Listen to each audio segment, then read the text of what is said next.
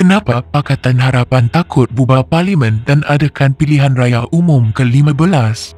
Semalam Ahli Parlimen Sri Gading dari Bersatu telah meletak jawatan sebagai timbalan menteri.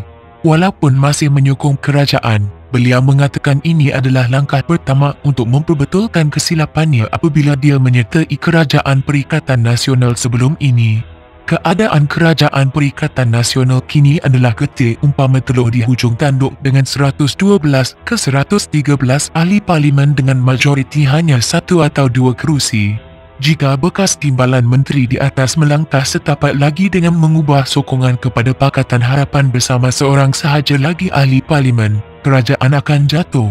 Kemarin, seorang senator DAP bernama Chin Tong mengatakan bahawa mereka sedang membentuk Pakatan Harapan Plus, gabungan parti-parti politik DAP, Parti Keadilan Rakyat, Parti Amanah Negara dan sebahagian Bersatu yang menyokong Dr. Mahathir.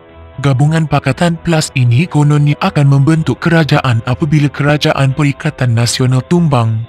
Mereka mahu membentuk kerajaan semula melalui cara ahli parlimen melompat parti dan tidak melalui pilihan raya. Pada pilihan raya umum ke-14 yang lepas, DAP telah menang di kesemua 37 kawasan China dan 5 kawasan campuran. Setiap kali pilihan raya umum sejak 20 tahun kebelakangan ini, DAP telah berjaya menambah kerusi parlimen dari 10 kerusi semasa pilihan raya umum ke-10 pada tahun 1999 ke-12 kerusi pilihan raya umum ke-11 tahun 2004, ke-28 kerusi pilihan raya umum ke-12 tahun 2008, ke-38 kerusi pilihan raya umum ke-13 tahun 2013 dan ke-42 kerusi pilihan raya umum ke-14 tahun 2018. Strategi mereka mudah sahaja. Pertama, menguatkan pengaruh mereka ke atas pengundi-pengundi Cina dengan menyemai kebencian dan sentimen perkauman terhadap Barisan Nasional, UMNO dan orang Melayu. Semasa pilihan raya umum ke-14, lebih daripada 95% atau hampir semua pengundi Cina telah mengundi Pakatan Harapan DAP. Kedua, dengan menggunakan segelintir orang Melayu untuk menarik sebahagian sokongan Melayu serta menghasut pergaduhan sesama Melayu supaya orang Melayu berpecah belah. Dengan jumlah ahli parti yang kecil dianggarkan, DAP hanya mempunyai 100 hingga 200 ribu ahli. Strategi mereka ini telah berjaya dan dengan bantuan Mahathir mereka akhirnya telah membentuk kerajaan pada tahun 2018. Pakatan Harapan telah menang dalam pilihan raya umum ke-14 sebab melalui Mahathir, mereka telah menarik 25% sokongan Melayu manakala 75% lagi sokongan Melayu telah terpecah dua antara UMNO dan PAS. Dan pada ketika itu, sokongan pengundi Cina kepada mereka pun telah meningkat sehingga 95%. Namun kini UMNO dan PAS telah bergabung dalam muafakat nasional dan situasi politik telah pun berubah. Majoriti orang Melayu telah bersatu dengan penyatuan UMNO dan PAS ini. Dengan penyatuan orang-orang Melayu ini adalah semakin sukar untuk Pakatan Harapan merampas kuasa dan untuk DAP menjadi kerajaan melalui pilihan raya. Mereka DAP tahu jika pilihan raya diadakan, orang Melayu tidak akan sokong Pakatan Harapan dan mereka tidak boleh membentuk kerajaan hanya dengan sokongan pengundi Cina. DAP dan Pakatan Harapan kini sebenarnya berada dalam keadaan dilema tentang siapa yang mereka akan angkat sebagai calon Perdana Menteri ke-9 terutamanya sekiranya parlimen dibubar dan pilihan raya umum ke-15 diadakan. Jika mereka mengangkat Mahathir sekali lagi sebagai calon Perdana Menteri, Mahathir mungkin boleh memecahkan dan menarik sedikit sebanyak sokongan Melayu. Namun tahap sokongan orang Melayu terhadap Mahathir kini telah teruk merosot dan tidak seperti dulu. Orang Melayu melihat Mahathir kini ditunggang oleh DAP untuk mengubah persepsi orang Melayu terhadap dirinya. 3 bulan lepas, dalam satu rakaman audio Mahathir berkata kononnya dia tidak suka DAP namun tindakan-tindakannya membuktikan sebaliknya. Semasa langkah Sheraton 4 bulan lalu, sepatutnya Mahathir telah pun menjadi Perdana Menteri ke-8 setelah meletakkan jawatan sebagai Perdana Menteri ke-7. Namun rancangannya telah tidak menjadi kerana ditolak oleh UMNO sebab Mahathir berdegil untuk membawa DAP dalam kerajaan yang baru.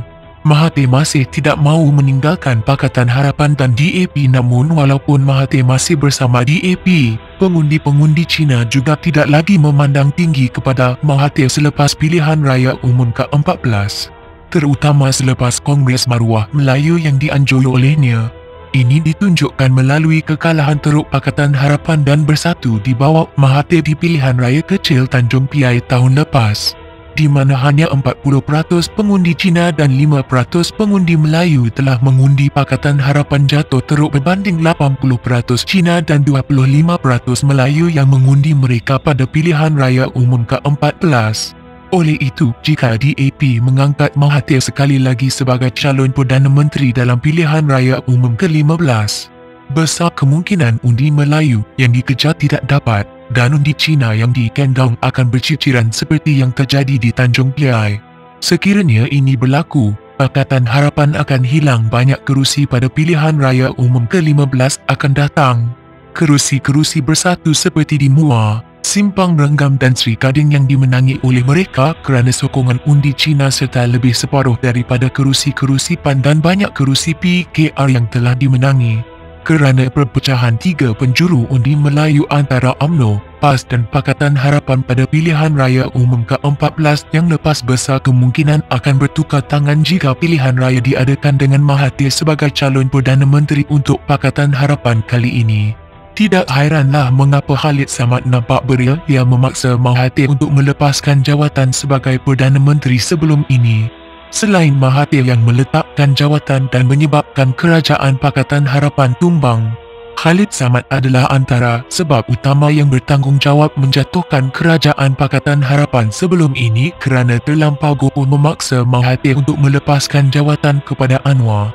Namun jika mereka Pakatan Harapan DAP mengangkat Anwar untuk menjadi calon Perdana Menteri ke-9 untuk Pakatan Harapan dalam pilihan raya umum ke-15, Anwar akan dapat mengekalkan sokongan pengundi Cina kepada Pakatan Harapan, tetapi dia tidak akan dapat menarik sokongan Melayu.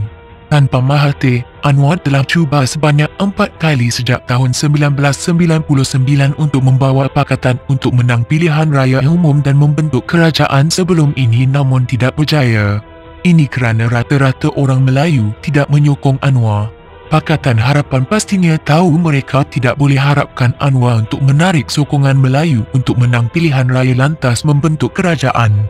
Kini Anwar dan Mahathir kedua-duanya telah menjadi liabiliti kepada Pakatan Harapan dan DAP. Sebab itu sehingga sekarang walaupun Pakatan Harapan bercita-cita untuk membentuk semula kerajaan, mereka masih tidak boleh mengisytiharkan siapa calon Perdana Menteri. Keadaan dalaman Pakatan Harapan sekarang amat kucak-kacir dengan perpecahan dalam PKR oleh Anwar dan kemelut dalam Bersatu oleh Mahathir. Dan dengan prestasi buruk Pakatan Harapan selama 22 bulan sebagai kerajaan dan janji-janji dalam manifesto mereka yang tidak ditunaikan, adalah sukar untuk mereka meyakinkan rakyat untuk mengundi mereka semula. Rakyat sudah nampak dengan terang lagi bersuluh bahawa mereka Pakatan Harapan hanya gila merebut kuasa tetapi tidak minat dan tidak mampu untuk mentadbir negara. Sebab itu Pakatan Harapan tidak mahu jika Parlimen kini dibubar, kerana mereka takut untuk berhadapan dengan rakyat dalam pilihan raya.